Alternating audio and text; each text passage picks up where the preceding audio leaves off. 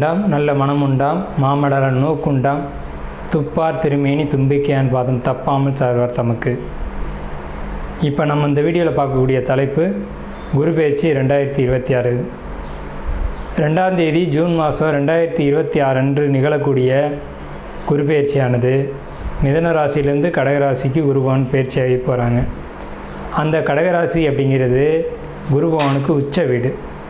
So அந்த உச்ச வீட்டுக்கு குருபவன் போகும்போது தன்னுடைய முழு வீச்சில் நன்மைகளை அனைத்து ராசிகளுக்குமே கொடுப்பார். அதில் குறிப்பிட்டு சொல்லணும் அப்படின்னா ரிஷபம், மிதுனம், கடகம், சிம்மம், துலாம், தனுசு, கும்பம், மீனம் இந்த 8 ராசிகளுக்கும் முழுமையான நற்பலன்களை அதிகப்படியாக கொடுத்துட்டு மற்ற ராசிகளை 4 ராசிகளை தீமைகளை கொடுக்க போகிறது இல்லை.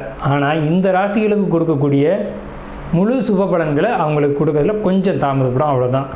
குரு பகவான் இயற்கை முழு சுப கிரகம் அப்படின்னு பேர். குரு பகவானுடைய காரகத்துவம் அப்படின்னு பார்க்கும்போது ஒழுக்கம், நேர்மை, மெரிட்டாக நடந்துக்கிறது, இந்த மாதிரியான விஷயங்களுக்கெல்லாம் காரகத்துவம் வைக்கிறாங்க. அதனால் இவருக்கு பேர் தன புத்திரக்காரகன்னு பேர். குரு அப்படின்னாலே ஒருத்தருக்கு வழிகாட்டுறவர் அப்படின்னு பேர். ஸோ இந்த அடிப்படையில் குருபகவானுடைய பெயர்ச்சி அப்படிங்கிறது இந்த 12 ராசிகளுக்கும் முழு சுபத்தன்மைகளை இருந்தாலும் மேலே சொன்ன 8 ராசிகளுக்கு அதிகப்படியான நன்மைகள் நடக்க இருக்குங்க. இந்த மீதி உள்ள 4 ராசிகளும் பரிகார ராசிகளை இங்கே எடுக்க வேண்டியதில்லை, ஏன்னா அதுக்கும் நல்ல பலன்களை தான் கொடுக்க போகிறாங்க.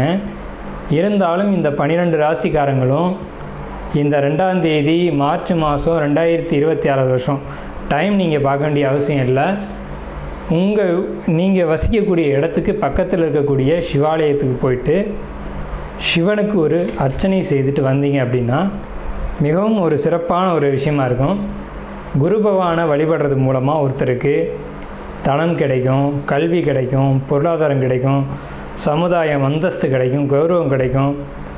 நம்ம சொல்கிறோம் இல்லைங்களா, ஒயிட் காலர் ஜாப்னு சொல்கிறோம் இல்லைங்களா, பேங்க்கில் வேலை பார்க்கக்கூடியவங்க, பணத்தை எண்ணக்கூடியவங்க, அழுக்குப்படாமல் வேலை செய்யக்கூடியவங்க, இந்த மாதிரியான விஷயங்களுக்கு காரத்துவம் வைக்கக்கூடியவர் யாருன்னு கேட்டிங்கன்னா குரு பகவான் தான். அதுலேயும் கடகராசியில் குரு வர்றது அப்படிங்கிறது கஜகேசரி யோகம்னு பேர். கஜகேசரி அப்படின்னா 100 யானைகள் சண்டையிட வரும்போது ஒரு சிங்கம் எதிர்த்து போட்டிட்டு அந்த 100 யானைகளையும் விரட்டி தள்ளுறது அப்படின்னு பேர். ஸோ இப்படிப்பட்ட கஜகேசரி யோகத்தில் நிகழக்கூடிய இந்த குரு பெயர்ச்சி 2026ஆம் ஆண்டு அப்படிங்கிறது 12 வருஷத்துக்கு ஒரு முறை ஒரு சிறப்பு வாய்ந்த ஒரு வருஷமாக இருக்கும். இதுக்கு பிறகு இன்னும் ஒரு 12 வருஷம் கழித்து தான் இந்த ஒரு சிறப்பான ஒரு குரு பெயர்ச்சி அப்படிங்கிறது நிகழும். ஸோ உங்களுக்கு இந்த குரு பெயர்ச்சி கடகராசிக்கு பயிற்சி ஆகுது. குரு பலன் அப்படின்னு பார்க்கும்போது சந்திரன் என்ற வீட்டுக்கு, அதாவது கடகராசிக்காரங்களுக்கு அல்லது ரிஷபராசிக்காரங்களுக்கு மேலே சொன்ன இந்த 8 ராசிக்காரங்களுக்கும் குரு பலன் அப்படிங்கிறது வந்துடும். ஸோ குரு பலன் வந்துருச்சு அப்படின்னாலுமே திருமணம், குழந்தை பாக்கியம், பொருளாதாரம், வேலை வாய்ப்புகள் போன்ற அனைத்து விதமான சுபகாரியங்களும் நடக்கும். சுபகாரியம் நடக்கணும் அப்படின்னா குரு பலன் வேணும். சந்திரன் என்ற வீட்டுக்கு குரு வர்றது, அவர் வீட்டுக்கு சந்திரன் என்ற வீட்டுக்கு 2ஆம் வீட்டில் குரு வர்றது, சந்திரன் என்ற வீட்டுக்கு 5ஆம் வீட்டில் குரு வர்றது, சந்திரன் என்ற வீட்டுக்கு 7ஆம் வீட்டில் குரு வர்றது. இப்போது மகர ராசிக்காரங்களுக்கு 7ல் குரு, இதுவே மீன ராசிக்காரங்களுக்கு 5ல் குரு, இப்படி 5, 7, 9, 11. இப்போ அந்த அடிப்படையில் பார்க்கும்போது மீன ராசிக்காரங்களுக்கு 5ல் குரு, தனுசு ராசிக்காரங்களுக்கு அது விழுகாது. இதே விருச்சிக ராசிக்காரங்களுக்கு 9ல் குரு. அப்போ விருச்சிக ராசிக்காரங்களுக்கு குரு பலன் இருக்குது 11. கன்னி ராசிக்காரங்களுக்கு 11ல் குரு. ஸோ இவங்களுக்கெல்லாம் கன்னி, கடகம், விருச்சிகம், மகரம், மீனம் இந்த ராசிக்காரங்களுக்கெல்லாம் குரு பலன் அப்படிங்கிறது நிகழ்ந்திருக்கு. ஸோ இவங்களுக்கெல்லாம் கல்யாணம், திருமணம், குழந்தை பாக்கியம், வேலை வாய்ப்புகள் போன்ற அனைத்து சுப விஷயங்களும் கண்டிப்பாக கிடைக்கும். இப்போ 12 ராசிக்கு உண்டான பலன்களை தனித்தனியாக நம்ம பார்ப்போம். அன்பார்ந்த துலா ராசி நேயர்களே, நமக்கு நிகழக்கூடிய இந்த குரு பெயர்ச்சியானது 2/6/2026 அன்று குரு பகவான் மிதுன ராசியிலிருந்து கடகராசிக்கு பெயர்ச்சியாகி வர்றாங்க. இந்த மிதுன ராசியிலேருந்து கடகராசிக்கு பெயர்ச்சியாகி வரக்கூடிய காலகட்டம் அப்படிங்கிறது உங்களுடைய ராசிப்படி ராசிக்கு 10ஆம் இடத்துல உச்சபலம் அடைகிறாங்க. ராசிக்கு 10ஆம் இடத்துல உச்சபலம் அடையிறதுனால இந்த துலா ராசிக்கு குரு பகவான் நல்லவரா கெட்டவரா அப்படின்னு யோசிக்கும்போது நல்லவர் இல்லை அப்படிங்கிறதா உண்மை. ஆனாலும் கூட அவர் போகி உச்சமடையக்கூடிய இடம் அப்படிங்கிறது 10ஆம் வீடு. ஸோ இதனால் நன்மை. அவர் உச்சமடையக்கூடிய வீடு அப்படிங்கிறது கடகராசி அப்படிங்கிறதுனால நன்மைகள் உண்டு. என்னென்ன விதத்திலெல்லாம் நன்மைகள் உண்டு அப்படிங்கிறத நம்ம பார்க்கும்போது வருமானம், தொழில்துறை, வேலை செய்யக்கூடியவங்களுக்கு, ஜாப்பில் இருக்கக்கூடியவங்களுக்கு பொருளாதாரத்தை பொறுத்த வரைக்கும் ரொம்ப அமோகமாக இருக்கும். அதே சமயத்தில் சிந்தனையில் ஒரு தெளிவு இருக்கும்.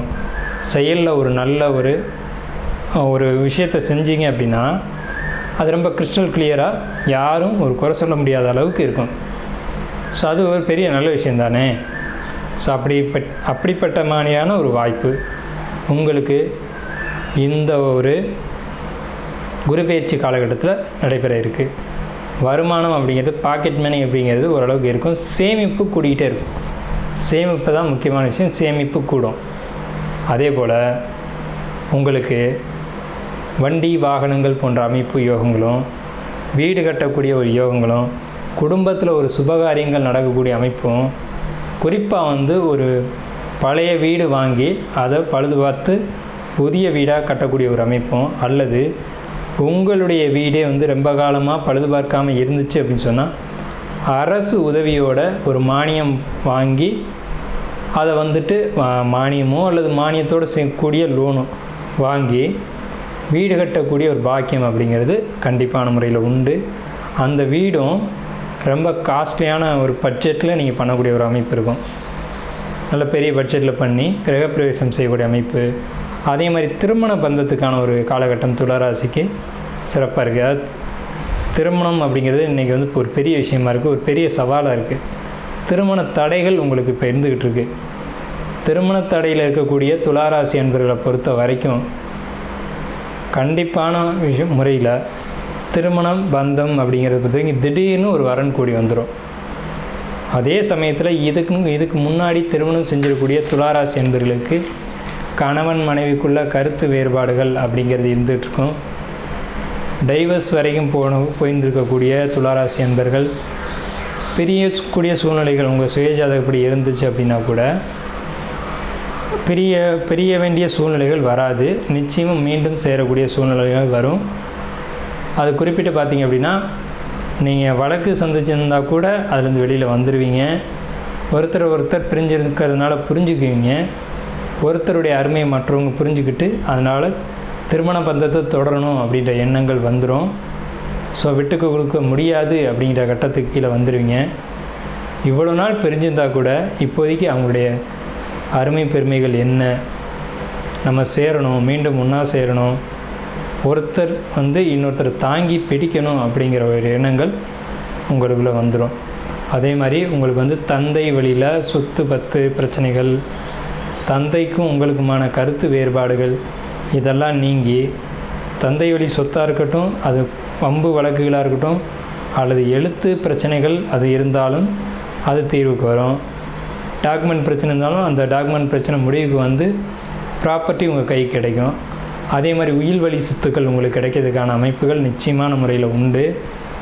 அது தாய் வழி உயில் சொத்துக்கள் நிச்சயமாக கிடைக்கும். தந்தை வழியிலையும் உயில் சொத்துக்கள் கிடைக்கிறதுக்கான அமைப்புகள் நிறையவே இருக்குது. உயில் வழி சொத்துக்களை பொறுத்த வரைக்கும் ஷேர் மார்க்கெட்டில் ஈடுபடக்கூடியவங்களை பொறுத்த வரைக்கும் மிகப்பெரிய லாபங்களோடு நீங்கள் வருவீங்க. அதே மாதிரி யூக வணிகம்னு சொல்லக்கூடிய எதிர்பாராத வருமானங்களை கொடுக்கக்கூடிய காலகட்டம். நோய் நொடி பிரச்சனைகளை பொறுத்த வரைக்கும், உடல் உபாதைகளை பொறுத்த வரைக்கும் உங்களுக்கு ஏதேனும் கம்ப்ளைண்ட் இருந்துச்சு அப்படின்னா அது சரியாயிடும். வயிறு சம்மந்தப்பட்ட பிரச்சனைகள் இருந்துச்சு அப்படின்னா அதுலேருந்து வெளியில் வருவீங்க. உணவு பழக்க வழக்கங்கள் நீங்கள் எப்படி வேணாலும் கண்டினியூ பண்ணலாம், அதில் பிரச்சனைகள் வராது. எந்த ஒரு உணவு சாப்பிட்டீங்க அப்படின்னாலும் அது செரிக்கக்கூடிய ஒரு அமைப்பு அப்படிங்கிறது இந்த குரு பெயர்ச்சி காலகட்டத்தில் அது இயற்கையாகவே உண்டு. ஏன்னா குரு பகவான் உங்கள் ராசிக்கு 6ஆம் இடத்தை பார்க்குறாங்க. உணவுனால் பிரச்சனை உண்டாச்சு அப்படிங்கிறது இருக்காது. வெளியிடங்களில் சாப்பிட்றத மட்டும் தவிர்த்துக்கோங்க. ஏன்னா அது உங்களுக்கு ஒத்துக்குமா அப்படிங்கிறது கொஞ்சம் சந்தேகமான ஒரு விஷயந்தான். உங்களுக்கு டிசம்பருக்கு மேலே ஒரு கடன் பெருந்தொகை உங்களை தேடி வரும். அந்த கடனை வாங்கிக்கோங்க. அந்த கடன் மூலமாக உங்களுக்கு பெரிய பொருளாதார சுமைகள் அப்படிங்கிறது விலகும். அப்படி உங்களுக்கு டிசம்பர் மாதத்தில் பணம் வரலை, கடன் தொகை வரலை, வேணும் அப்படி நீங்கள் நினச்சிங்க அப்படின்னா ஒரு பரிகாரம் என்னன்னு கேட்டிங்க அப்படின்னா, யானைக்கிட்ட ஆசீர்வாதம் வாங்கிறது அல்லது கஜலட்சுமி ஃபோட்டோ வீட்டில் வச்சுருந்தீங்கன்னா அதுக்கு பூஜை பண்ணுறது. அந்த கஜலட்சுமி படமும் யானை தும்பிக்கையை ஆசீர்வாதம் பண்ணுற மாதிரி இருக்கணும். கஜலட்சுமிக்கு வலதுபுறமும் இடதுபுறமும் தும்பிக்கையை தலைக்கு மேலே தூக்குன மாதிரி தான் இருக்கும். கஜலட்சுமி படம்ன்றது அதுதான். அதை தாமரைப்பூ எடுத்து லக்ஷ்மிக்கு அர்ச்சனை செய்யக்கூடிய ஒரு உருவத்தில் யானை இருக்கும். ஸோ அந்த மாதிரியான ஒரு தோற்றத்தில் இருக்கக்கூடிய படத்தையோ அல்லது கஜலட்சுமி கோயிலையோ போய் வழிபாடு பண்ணிட்டு வந்தீங்க அப்படின்னா அந்த கடன் அப்படிங்கிறது கிடைக்கும். ஏன்னா நிறைய பேர் லோனுக்கு அப்ளை பண்ணிவிட்டு கடன் வரல அப்படின்றதுனால வெளியில் கடன் வாங்கிட்டு அதுக்கு வட்டி கட்டிக்கிட்டு ஸோ கடன் மேலே கடனை ஏற்படுத்தக்கூடிய ஒரு அமைப்பெல்லாம் இருக்குது. அப்படிங்கிறதுனால இந்த ராசிக்கு பர்டிகுலரான பரிகாரத்தை நம்ம கொடுத்துருக்கோம். குரு பயிற்சியில் 12 ராசிக்கும் நம்ம பலன்கள் சொல்லியிருக்கோம். இதை பொறுத்த வரைக்கும் பொதுவான பலன்கள் தான். நீங்கள் தனிப்பட்ட ஜாதகங்களை பார்க்கணுன்னு நினச்சாலும் சரி, அல்லது உங்களுக்கு ஜோதிடம் சம்மந்தப்பட்ட சந்தேகங்கள் இருந்தாலும் சரி, வாஸ்து சம்மந்தப்பட்ட விஷயங்களில் சந்தேகம் இருந்தாலும் சரி, அல்லது பிரசன்னம் பார்க்கணும் அப்படின்ற ஒரு விஷயம் இருந்தாலும் சரி, இல்லை சந்தேகங்கள் கேட்கணும் அப்படின்ற அடிப்படையில் இருந்தாலும் நம்மளுடைய எண் கீழே கொடுத்துருக்க ஸ்க்ரீனில் கீழே கொடுத்துருக்காங்க. இந்த நம்பரை கான்டாக்ட் பண்ணி எப்போ வேணாலும் நம்மக்கிட்ட அப்பாயின்மெண்ட் வாங்கிட்டு ஜாதகம் பார்க்கலாம். இல்லை மற்ற சந்தேகங்கள் இருந்தாலும் நீங்கள் கேட்கலாம். ஸோ உங்களுக்கு மேலே சொன்ன விஷயங்கள் பூராமே பொதுவான விஷயங்கள் தான். மேலே நம்ம கொடுத்துருக்கோம் பார்த்திங்களா, இது எல்லாமே பொது பலன்கள் தான். உங்களுடைய தனிப்பட்ட ஜாதகம் தனிப்பட்ட விஷயங்களை சுட்டி காட்டும். அது தெரிஞ்சுக்கணும் அப்படின்னு ஆசைப்பட்டீங்க அப்படின்னாலும் நீங்கள் ஃபோன் பண்ணி கேட்டுக்கலாம். இல்லை சார் நீங்கள் பேசியிருக்க விஷயத்தில் எனக்கு குழப்பம் இருக்குது அப்படின்னாலும் சந்தேகம் கேட்குறது கூட கேட்டுக்கலாம். அதுக்கு பணம் கட்டணும் அப்படின்ற அவசியம்லாம் கிடையாது. நீங்கள் சந்தேகங்களுக்கு கேட்டுக்கலாம். இல்லை சார் வாஸ்துவில் எனக்கு அப்படி ஒரு டவுட் இருக்குது, அதேமாதிரி பிரசனத்தில் இந்த மாதிரி சந்தேகம் இருக்குது, இது மாதிரி சொல்லியிருக்கீங்க அப்படின்னாலும் நீங்கள் நம்ம நம்பரை கான்டாக்ட் பண்ணி கேட்டுக்கலாம். அதுக்கெலாம் ஒன்றும் இது கிடையாது. சரிங்களா? நன்றி, வாழ்த்துக்கள்.